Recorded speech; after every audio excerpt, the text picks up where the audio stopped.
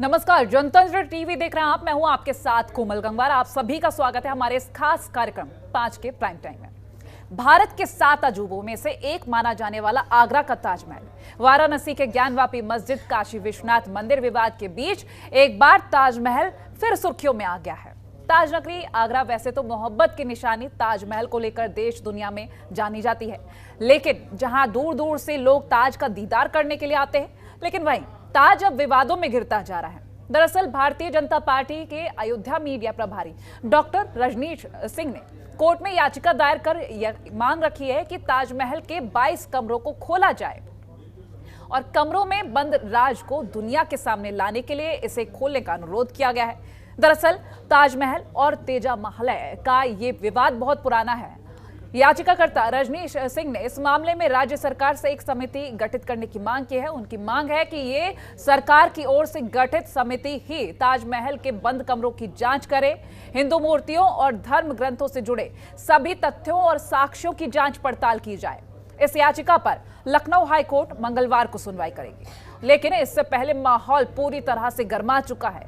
High court की सुनवाई के बाद और इस विवाद के बढ़ने या इस पर अभी पर्दा पड़ने के आसार हैं। हालांकि रजनीश इस मुद्दे को सुप्रीम कोर्ट और जनता के बीच लेकर जाने की बात कर रहे हैं और पीछे हटने के संकेत तो दे चुके हैं। ऐसे में क्या इन 22 कमरों का राज और क्यों बढ़ता जा रहा है, ये विवाद लगातार बड़े सवाल खड़े हो रहे हैं। तो क्या ताज का राज खुलेगा, ये बड़े सवाल खड़े हो रहे हैं। क्या है इन 22 कमरों में, कुछ जानने की कोशिश तो जरूर सभी कर ही रहे हैं, लेकिन ये जो सवाल है इनके जवाब लेने की कोशिश करेंगे। खास मेहमान हमारे साथ जुड़ेंगे, रुद्र विक्रम सिंह याचिकाकर्ता के वकील हैं, ये हमारे साथ कुछ ही वक्त में जुड़ेंगे। गुलाम मोहम्मद, निदेशक वक्फ विकास निगम, हमारे साथ जुड़ चुके हैं। बहुत स्वागत है सर आपका जनतंत्र टीवी पर। और मेरा पहला सवाल यही कि 22 कमरों का आखिर क्या राज?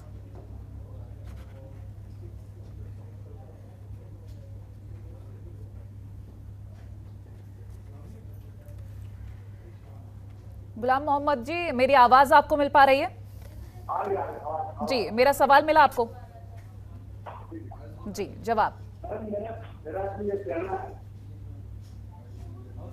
जो याचिका हुई है,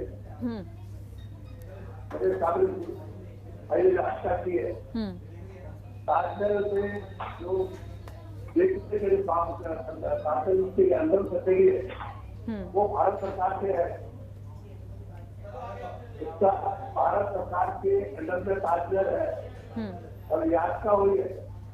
अब भारत सरकार के साथ इस तरीके से इसको बताएंगे कि 22 कमरे में क्या है, 22 कमरे कहाँ पर है। मैंने तो ताजमहल एक बार देखा, मुझे तो फिर कमरे कहीं नजर नहीं आया। अब याचिका के हो सकता है कमरे हो तो उसको सरकार को अपना तरीके तय करे, सरकार उसको अपना तरीके तय करे। लेकिन जिस तरह से हम ताजमहल को लेकर सुनते आए हैं, मोहब्बत की निशानी कहा जाता रहा है, लेकिन अब ये कहा जा रहा है तेजो महल है इसका नाम था और इन 22 कमरों में अलग ही राज दफन होने की बात कही जा रही है। फिलहाल तो जब समिति गठित होगी या हाईकोर्ट की तरफ से क्या कुछ कहा जाएगा ये पता चलेगा ही। लेकिन अगर हम बात करें जनता की तरफ से या फिर आप लोगों की तरफ से प्रतिक्रिया को लेकर, इन 22 कमरों को लेकर क्या कुछ आप सोचते हैं, क्यों बंद हैं आखिर? मैं 22 कमरे की जानकारी नहीं किसी को कि 22 कमरे हैं कहाँ वहां। तो फिर किस तरह से ये बातें सामने आ रही?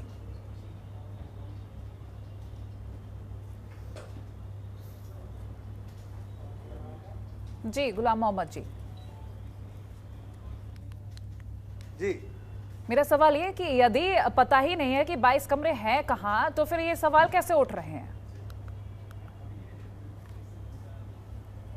जब जिन्होंने याचिका की है उनकी उसने जांच की होगी, पढ़ा होगा कि लिखा होगा, तो उन्होंने देखा होगा 22 कमरे कहाँ हैं। चलिए जवाब, सरकार इस पर गौर करे, सरकार इसका जवाब ले लेते हैं। हमारे साथ याचिकाकर्ता के वकील रुद्र विक्रम सिंह जी भी जुड़ चुके हैं।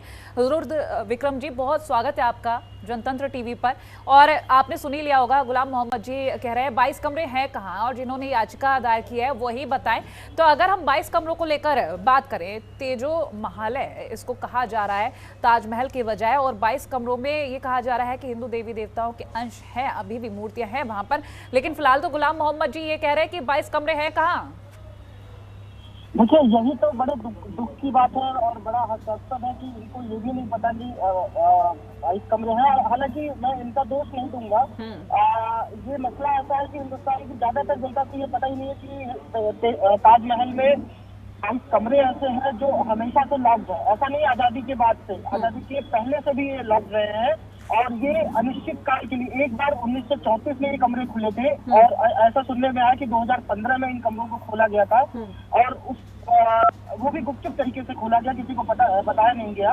तो ये बड़े दुख की बात है। इसीलिए तो हम कोर्ट गए कि भाई जो ताजमहल जो पूरे विश्व विख्यात है, लोगों को पता है, पूरा विश्व यहाँ देखने आता है, भारत की धरोहर है, उस धरोहर का कम से कम इतिहास तो पता चले। इस धरोहर का कम से कम जो लोग ये कहते आ रहे हैं कि यहाँ पे शिव मंदिर हो सकता है या शिव मंदिर था, यहाँ पे राजा मानसिंह का पैलेस था और उन 22 कमरों में उन मूर्तियों के होने की आशंका है, तो आखिर इस बात में गुरेज क्या है? आप उन कमरों को खोल के दिखा दीजिए, सारी आशंका यहाँ खत्म हो जाएंगी। और इस देश की जनता अब ये जाग चुकी है, अब ये जाग चुकी है देश की जनता, और उनको ये जानने का अधिकार है, संविधान उनको अधिकार देता है, राइट टू इन्फॉर्मेशन उनको अधिकार देता है कि आखिर ये 22 कमरों का राज क्या है। तो ये बिल्कुल मैं इनको मोहम्मद साहब को मैं बता दूं कि वहाँ पे 22 कमरे में कहाँ है।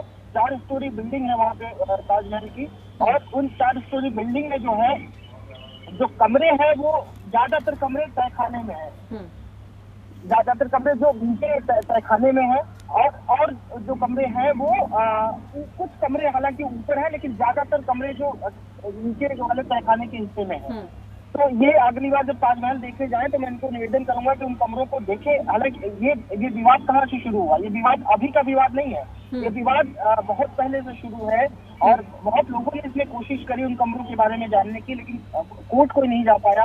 लोगों ने सरकार से गुहार लगाई। 2017 में सेंट्रल इंफॉर्मेशन कमीशन भी भारत सरकार को कहा कि भाई आप जो विवाद है कमरों का, इस विवाद को सुलझाइए, अपना पक्ष क्लियर करिए। हालांकि भारत सरकार का उसमें कोई जवाब नहीं आया। तो उसी से विवश होकर हम कोर्ट गए हैं और हम ये जानना चाहते हैं कि आखिर इन कमरों का विवाद क्या है और इन कमरों में है क्या। रुद्र विक्रम जी, आपने कहा कि 1964 और 2015 में ये कमरे खोले गए थे शायद, और अगर ये कमरे ये कमरे तब खोले गए थे तो उसके बाद कुछ तो तथ्य सामने आए रहे होंगे जिसके सबूत या फिर कुछ तो प्रूफ अभी संभाल के रखे गए होंगे, क्योंकि ऐसा तो हो नहीं सकता ये कमरे खोले गए हों और कुछ भी सामने ना रहा हो।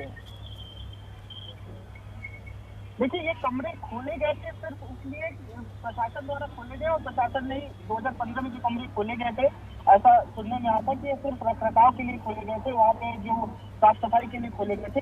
कुछ तथ्य देखिए, तथ्य तो जो सरकारी एजेंसियां हैं तथ्य उनको बिल्कुल पता होगा, शायद इसी वजह से वो कमरे खोलना नहीं चाहते। और जब 1934 में कमरे खोले गए थे तो वो मुझे नहीं संज्ञान में है कि किस वजह से खोले गए थे, लेकिन 2015 में ऐसे कुछ खबरें आई थी कि साफ सफाई और रखरखाव की वजह से ये कमरे खोले गए थे। ठीक है गुलाम मोहम्मद जी, 2 बार कमरे खोले गए हैं और आपको तो यही नहीं पता कि कमरे हैं भी? मैडम, मैं तो कभी वहाँ कमरे देखे नहीं, लेकिन अगर ये भाई बता रहे हैं कमरे हैं तो याचिका के सरकार के अधीन आता, सरकार उसकी जांच करावे। वही मांग की है हमने कि सरकार इसकी जांच करा। हमने कोर्ट को यही बोला है कि आप सरकार को आदेश करिए कि वो इसकी जांच करावे और वो कमेटी गठित हो। दूध का दूध पानी पानी हो जाएगा। बिल्कुल बिल्कुल, हम भी यही चाहते हैं सर। बिल्कुल गुलाम मोहम्मद जी, मेरा अगला सवाल ये कि जिस तरह से अगर कोई भी तथ्य पाया जाता है, इसके आगे फिर किस तरह से सोचेगा जी? कोई भी तथ्य यदि पाया जाता है याचिकाकर्ता की तरफ से, जो भी पक्ष रखे गए हैं उनमें से कोई भी तथ्य सच के तौर पर सामने आता है, फिर क्या? मैम, जो कमेटी रिपोर्ट देखी वो तो उसी आधार पर काम होगा। कोई ऑब्जेक्शन तो नहीं झेलना पड़ेगा? नहीं, ऑब्जेक्ट तो करें जब। चलिए रुद्र विक्रम जी, अगला सवाल भी मेरा आप ही से रहेगा, क्योंकि ताजमहल या तेजो महल है, इसको लेकर हम बात कर लेते, क्योंकि कई सारी चीजें सामने आ रही है। ताजमहल को लेकर तो ये कहा जाता है कि मोहब्बत की निशानी, और इसको जब बनवाया गया था तो सुना जाता है कि जो बनाने वाला था उसके भी हाथ कटवा दिए गए थे। लेकिन तेजो महल है, जब इसको कहा जा रहा है कि हिंदू राजा का एक किला या फिर उसका घर या फिर जो भी इसको कहा जा रहा है, तेजो महल है नाम दिया जा रहा है, थोड़ा हम इस पर भी रोशनी डालने की कोशिश करेंगे। देखिए, यही तो भ्रांतियां हैं देश में, जो इतिहास हमें गलत पढ़ाया जाता है। जो हमारा इतिहास हमें ये पढ़ाता है कि अकबर महान था, राणा प्रताप को कभी महान नहीं बताया जाता। राणा प्रताप महान हमने बचपन में कभी नहीं पढ़ा, हमने अकबर महान जरूर पढ़ा है। तो यही इतिहास की खामियों को दूर करने के लिए, इतिहास की त्रुटियों को शुद्ध करने के लिए हम कोर्ट गए हैं। और बिल्कुल हम यही जानना चाहते हैं कि आखिर ऐसी कौन सी मोहब्बत की निशानी थी जो 22 वर्षों में बन के तैयार हुई। मुमताज की मृत्यु हुई मध्य प्रदेश में, जो आगरा से लगभग 600 किलोमीटर दूर है। तो आखिर वहां से ऐसा तो था नहीं कि उस समय मुगल साम्राज्य केवल आगरा में फैला हुआ था, मुगल साम्राज्य लगभग हर जगह में फैला हुआ था। तो जहाँ इनकी मृत्यु वहाँ भी वो कब्र बनवा सकते थे, ये ताजमहल वहाँ भी बनवा सकते थे। और जो पत्थर आए थे, ऐसा कहा जाता है कि जयपुर से आए थे, तो जयपुर से वहाँ की दूरी भी मुझे लगता है कि लगभग उतनी दूरी होगी जहाँ पे उनकी मृत्यु हुई थी, और यहाँ की लगभग दूरी उतनी हुई थी। तो यही तथ्य हम जानना चाहते हैं कि भाई ऐसा क्या था, क्योंकि आपको जो राजा मानसिंह का पैलेस था, उस पैलेस को ऐसा एक फ्रेंच यात्री जब आया था 1632 में, उसने अपने यात्रा वृत्तांत में ऐसा लिखा है कि शाहजहां ने जानबूझकर वहाँ पे मुमताज का मकबरा बनवाया, जिससे ये उसको घोषित कर पाए, जिससे वो जो विश्व की वाहवाही लूट पाए। तो ऐसा ये जानबूझकर किया गया था। और उसके बाद इतिहासकारों ने भी उसमें छेड़छाड़ करी। अंग्रेजों ने, लॉर्ड ऑकलैंड ने जब हमें इतिहास दिया, जो इतिहास की गठनियां दी, तो उसे बहुत सारा झूठ परोस कर दिया, और उस झूठ में हम अब तक जीते आ रहे हैं। ठीक, गुलाम मोहम्मद जी क्या कहेगा इस बात पर? नहीं मैम, मेरा तो नहीं इतना कहना है इस मामले में कि जब याचिका हुई है, सरकार कमेटी के तरफ इसकी जांच करवा रहे। ठीक है, जांच की बात अपनी जगह ठीक है। आपका मैं मत लेना चाहूंगी तेजो महल है और ताजमहल को लेकर आप क्या सोचते हैं? मैम मेरा इसलिए कहना है कि ये जब तेजो महल की बात आ रही है, ताजमहल की बात आ रही है, अब इसको तो चूंकि ना मैं सिद्ध कर सकता हूँ, ना वकील साहब सिद्ध कर सकते हैं। इसके लिए तो जो अपने प्रतिबिंब होंगे वो इसको देखेंगे क्या है इसमें। लेकिन आपका तो कोई मत होगा ना, आप तो कुछ सोचते होंगे ना। नहीं मेरा सोचना क्या, मेरा सोचना जब इसमें याचिका हो गई है तो इसमें जांच होनी चाहिए बस। चलिए, सोचना तैयार निकल के आएगी, वो तो पता चली जाएगा मंगलवार को कि जांच बैठेगी, समिति का गठन होगा या फिर क्या किस तरह से आगे बढ़ेगा। हाईकोर्ट ये निर्देश दे ही देगा। लेकिन रुद्र जी, आपसे मेरा सवाल रहेगा, क्योंकि तमाम जो लोग हैं अब इस ओर आकर्षित हो रहे हैं कि आखिर इन 22 कमरों में क्या है, क्योंकि जिस तरह से कहा जा रहा है लगातार कि हिंदू देवी देवताओं की मूर्तियां हैं इन कमरों में, तो यदि मूर्तियां अभी भी, आपको नहीं लगता अगर 2015 और 1934 में जब कमरे खुले होंगे तब वो सबूत मिटाने की कोशिश भी की गई होगी? अब तक क्या सबूत करेंगे वहां पर? नहीं, देखिए, ऐसा तो मुझे नहीं लगता, क्योंकि अगर कोशिश की गई होती तो आगरा ऐसी जगह पे स्थित है और हमेशा वहाँ पे मीडिया की नजरें रहती हैं और पुलिस फोर्स सब कुछ रहता है वहाँ पे, तो ऐसा मुझे नहीं लगता ऐसा करने की कोशिश करी गई होगी। और ऐसा कोशिश अगर की गई होती, कोशिश कामयाब हो गई होती, तो मुझे लगता है कि उन कमरों को अब तक खोल दिया गया होता।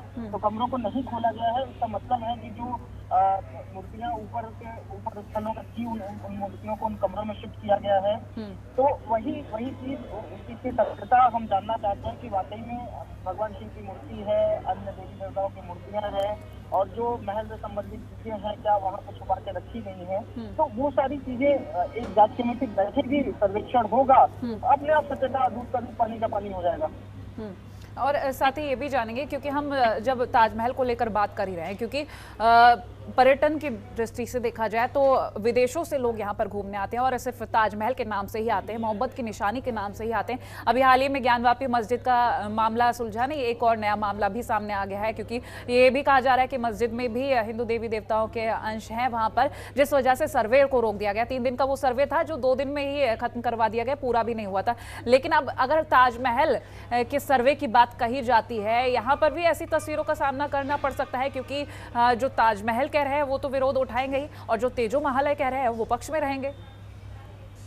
देखिए, मैंने अपनी जो याचिका लगाई है उसमें मैंने ये कतई नहीं कहा है कि ताजमहल हमारे भारत की धरोहर है, उस धरोहर को खत्म कर दिया जाए, या फिर जो महल है इसका नाम बदला जाए। देखिए नाम अगर ताजमहल भी रहता है, मैं आपको एक चीज और बताता हूँ नाम के, अगर आपने नाम का जिक्र किया है तो पूरे मुगल जितने भी पूरे विश्व में जितनी भी मुगल इमारतें हैं, आप उन इमारतों का नाम अफगानिस्तान से लेके आप शुरू हो जाइए और जितने भी मुस्लिम देश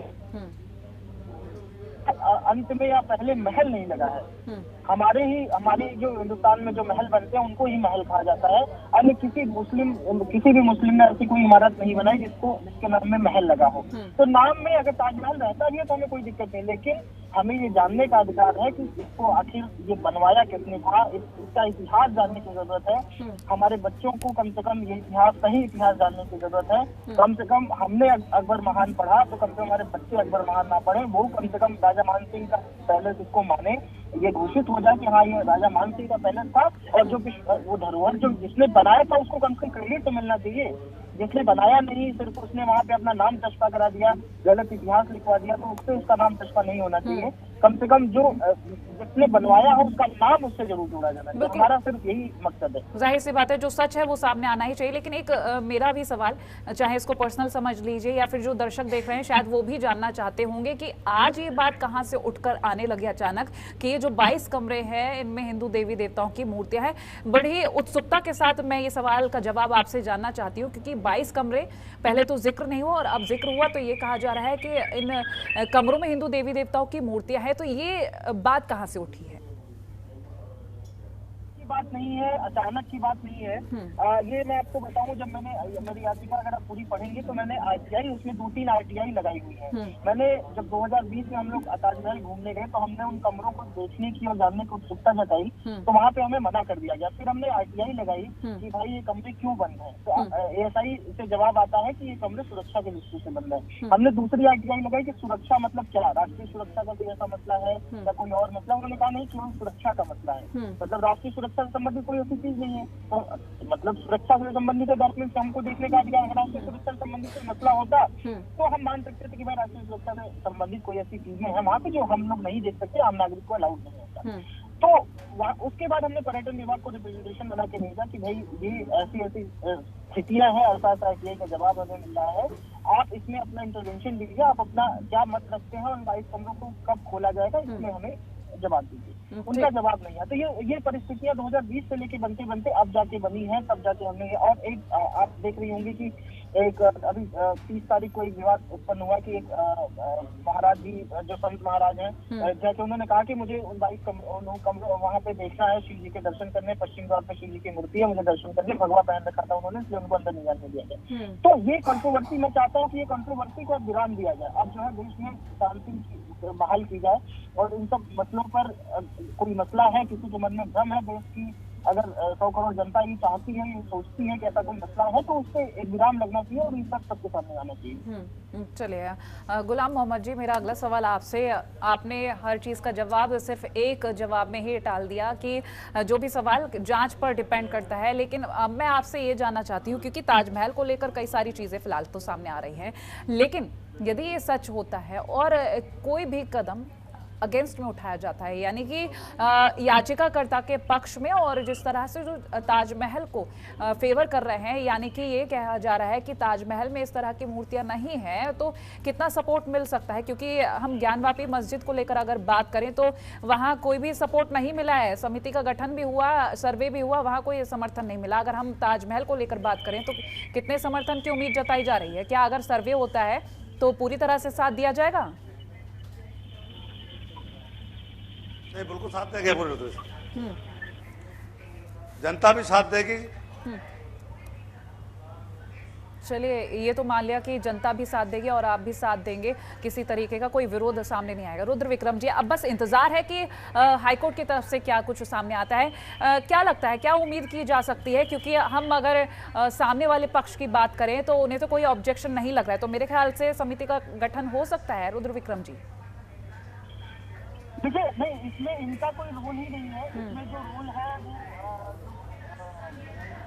हमने जो पार्टी बनाई है, भारत सरकार को पार्टी बनाई है, उत्तर प्रदेश सरकार को बनाया, एसआई डिपार्टमेंट को पार्टी बनाया, तो इनका कोई रोल नहीं है क्योंकि ये ऐसा कोई किसी मुस्लिम की ये प्रॉपर्टी नहीं है, तो इनका कोई उसमें रोल बनता नहीं है। तो जो भारत सरकार इसमें जवाब देगी या कोर्ट पहले प्राइम मिनिस्टर से कोर्ट देखेगी इस बात को, उसके बाद ही इस पे आगे की कार्रवाई होगी। लेकिन लगातार ये भी हो रहा है कि इसके जरिए राजनीति करने की कोशिश भी की जा रही है, क्योंकि आप एक राजनीतिक विश्लेषक भी हैं, वकील भी हैं, इस तरीके से ये समझा सकते हैं कि इसको कैसे देखा जाए। लगातार ये कहा जा रहा है कि इस मामले को लेकर, चाहे वो ज्ञानवापी मस्जिद का मामला रहा हो या फिर अब तेजो महल है या ताजमहल का मामला, हिंदू मुस्लिम किया जा रहा है, ये लगातार कहा जा रहा है। देखिए, मैंने आपको पहले कहा कि मैं चाहता हूँ कि ये जो हिंदू मुस्लिम वाला विवाद है विराम लगे। विराम कैसे लगेगा कि अगर किसी मुस्लिम भी को किसी दिमाग में किसी प्रकार की कोई भ्रांति है किसी इमारत को लेकर, किसी मस्जिद मंदिर को लेकर या किसी अन्य प्रकार की सरकारी इमारत को लेकर, तो उसका भ्रम दूर किया जाना चाहिए, क्योंकि वो देश का नागरिक है। उसी तरीके से अगर किसी हिंदू के मन में भ्रम है, किसी एक व्यक्ति के मन में भी भ्रम है कि ऐसा क्यों है, तो उसका भ्रम दूर किया जाना चाहिए। राइट टू इन्फॉर्मेशन एक्ट सरकार इसीलिए लेके आई थी कि हमको ये जानने का अधिकार है जो देश में क्या चल रहा है, हमारी जो धरोहरें हैं उनमें क्या चल रहा है। करोड़ों पैसा, ऐसा नहीं है कि वहाँ से अगर पैसा आता है तो उसमें पैसा लगता भी है, तो वो अगर टैक्सपेयर का मनी वहाँ पे हो रहा है तो वो ऐसा क्या हो रहा है, तो वो जो है ऐसा अगर हमारा पैसा लग रहा है उसमें, तो वो पैसा हमारा कहाँ जा रहा है ये जानने का हमें अधिकार है। चलिए गुलाम मोहम्मद जी, मैं आपका एक फाइनल कमेंट लेना चाहूंगी इस पूरे मामले को लेकर। आपका मत क्या है? और अब अगर हम बात करें जांच को लेकर, तो आपने कहा कि जांच पर डिपेंड करता है, हम किसी तरीके का कोई ऑब्जेक्शन नहीं उठाएंगे, लेकिन इससे हट के आपका मत जानने की कोशिश करेंगे। मैडम, इतना बड़ा डिपार्टमेंट है आरपीएफ डिपार्टमेंट, जब जांच होगी तो सब निकल के आ जाएगा। और मेरा ही नहीं, सबका होगा, जो कोर्ट से फैसला होगा, जो जांच में आएगा, वो सबको मानना चाहिए। चलिए रुद्र विक्रम जी, यहाँ गुलाम मोहम्मद जी का सिर्फ एक ही जवाब है कि जांच होगी तो सब सामने आ ही जाएगा। लेकिन अब मेरा सवाल आपसे ये कि जो आर्किटेक्चर शैली का अगर जवाब देखेंगे, हम उस तरफ से देखने की कोशिश करें, तो ये शायद कहा जाएगा कि खुदाई नहीं कराई जाएगी। यदि खुदाई का एक ऑप्शन निकल कर सामने आता है या मांग की जाती है, तो इसको किस तरह से देखा जाएगा? क्योंकि इस पर तो सहमति मेरे ख्याल से नहीं मिलेगी। मैडम, खुदाई की आवश्यकता नहीं है, जब 22 कमरे हैं तो कमरे खोले जाएंगे।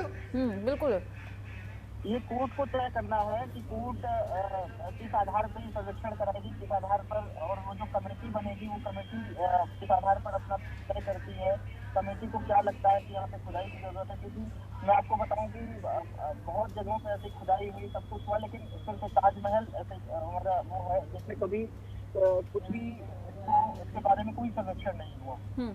तो ये कोर्ट क्या करेगी इसके बारे में मैं कुछ समझ नहीं कर सकता। कोर्ट जो भी फैसला लेगी वो न्याय संगत लेगी, और कोर्ट का जो भी फैसला होगा उसके बाद हम फिर अपनी आगे की रणनीति तय करेंगे कि क्या करना है। आपने एक जिक्र किया, एक साधु महात्मा गए थे, भगवा कपड़े पहनकर उन्हें रोक लिया गया था, जिन्होंने कहा था कि अंदर शिव जी की मूर्ति, मुझे दर्शन करने हैं। तो आखिर इस तरह के जो रूल्स रेगुलेशंस होते हैं, ये एक कम वक्त में, इस पर भी मैं आपसे टिप्पणी चाहूंगी। देखिए, यही रूल्स एंड रेगुलेशन, मैं यही बात कह रहा हूँ कि ये जो रोज कंट्रोवर्सी क्रिएट होती है, हर रोज कुछ न कुछ नया होता है, हर रोज कौन कहता है कि नहीं यहाँ पे मंदिर है। ऐसा नहीं है कि पहले मांग नहीं है। 2015 में भी एक आगरा सिविल कोर्ट में एक तरीके की एक दूसरी तरीके की याचिका लगी थी कि हमें वहाँ शिव मंदिर है, हमें पूजा करने की अनुमति दी है। तो इस तरीके की लोगों के मन में, ऐसा नहीं लोग नहीं चाहते, लोगों को, कुछ लोगों को पता है, कुछ लोग चाहते हैं, कुछ लोग बहुत उसमें अपने तरीके से प्रयत्न करते रहते हैं। तो ये मुझे लगता है कि अगर कल कोर्ट कुछ फैसला देती है तो ये उन लोगों को जो प्रयासरत है, जो लोग चाहते हैं ऐसा हो, उनके लिए एक बड़ी जीत होगी। बिल्कुल, क्योंकि अगर हम बात करें सच और झूठ की, तो इसके बाद मेरे ख्याल से सच और झूठ एकदम साफ हो जाएगा। लेकिन हम अगर पॉलिटिकल तरीके से देखने की कोशिश करें तो इसको कैसे हम देख सकते हैं? क्योंकि अब कई सारे पक्ष में भी है, कई सारे ये भी कह रहे हैं कि राजनीति हो रही है।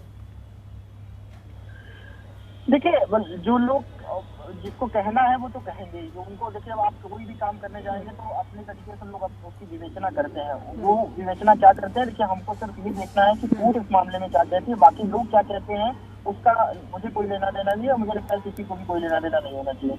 चलिए, बहुत शुक्रिया रुद्र विक्रम जी और गुलाम मोहम्मद जी हमारे साथ इस खास चर्चा का हिस्सा बनने के लिए। तो ताज का राज आखिर कब खुलेगा? क्योंकि 22 कमरे, आखिर इन 22 कमरों में क्या है? क्या वाकई में हिंदू देवी देवताओं की मूर्तियां हैं या फिर सिर्फ एक भ्रम है? इसी के साथ हमारे इस खास पेशकश में इतना ही। देखते रहिए जनतंत्र टीवी। नमस्कार। खबरों के निष्पक्ष विश्लेषण के लिए सब्सक्राइब करें Jantantra TV and press the bell icon. Never miss any update.